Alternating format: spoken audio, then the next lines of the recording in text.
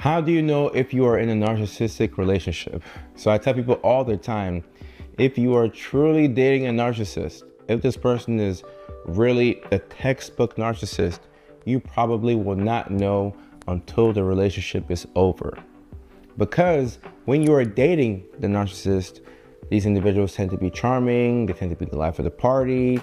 They're not bad people per se. I'm not saying that there's somebody that you should stay in a relationship with and marry that person, but they are people who are still working on that relationship with themselves. And a lot of times you see a disturbed sense of identity, and the way that they treat themselves or the way that they view themselves is not the healthiest manner, and it manifests into how they treat other people. And this is where you come into play. Because of how they feel about themselves, they treat you a certain way. They always have to have the upper hand. You always are the bad person.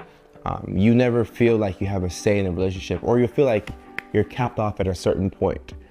And if you are truly dating a narcissist, you probably will not know while you're in the relationship. And this is why it's so important to have people around you, a good group of people around you who can let you know, hey, I don't know if this is the healthiest thing for you, or can you tell me why you stopped talking to all your family members and friends, and we haven't seen you in a couple of months. We're just checking on you. We just want to know how you're doing. And it seems as if ever since you started dating this guy, or ever since you and this girl got together, we're seeing less of you. Not to say that you're changing, but we just want to have we just want some answers. We just want to know what's going on.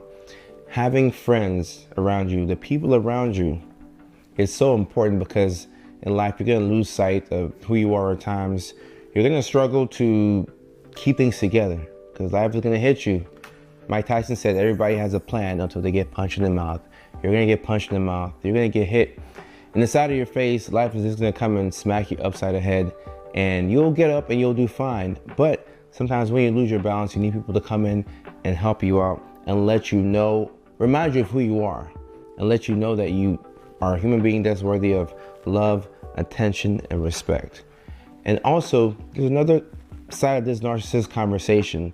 A lot of people will say, oh, narcissists are evil or they're bad. Or you have to understand that we all have narcissistic traits and tendencies. I have them, you have them, your friends have them, your mom has it, your dad has a couple of tendencies.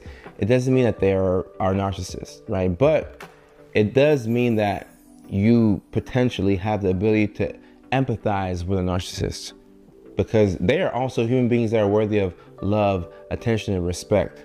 Now here's the tricky part. People will say, oh, I know this person is a narcissist, or this person is emotionally abusive or toxic. That's the word that gets thrown around nowadays, toxic. And this person is toxic, this person is bad for me. Okay, people will know that somebody is potentially toxic to them or for them and say, oh, this person is, they're my buddy, this is my girlfriend, my boyfriend, or whatever. I want to be around them. I want to help them heal. Here's this tricky thing. You can still love somebody, but love them from a distance. And depending on the nature of a relationship, and depending on what's going on and how you're being affected, sometimes you have to create that distance and that space between you and that person, because you're not able to see things when you're so zoomed into the situation. And that's why I always bring it back to who is around you. Who are the people around you? Because when you fall down, those people will lift you up, and they'll help to remind you of who you are, and they can see things better than you. And you have the blinders on. You can't see much of anything. You're in love. And whenever your desire to be in a certain relationship or situation is stronger than your desire for a healthy relationship, you're in trouble. That means that you have to know what a healthy relationship looks like, and you have to keep that as the gold standard and always be striving and working towards that.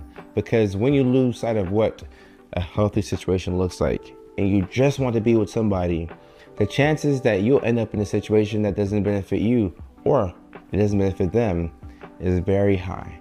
So people throw the word narcissist around, and it's not even so much this person's a narcissist, that person is abusive or whatever. It's more so of knowing yourself, knowing who you are, knowing what you need, knowing what you don't need, and being able to put boundaries in place.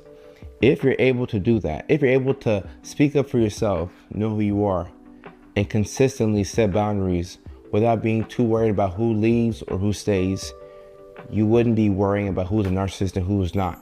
Because anybody that's in your space, whether they're a friend, whether it's somebody that you're romantically involved with, that's going to be a person that is healthy for you because of the standards that you've set for yourself.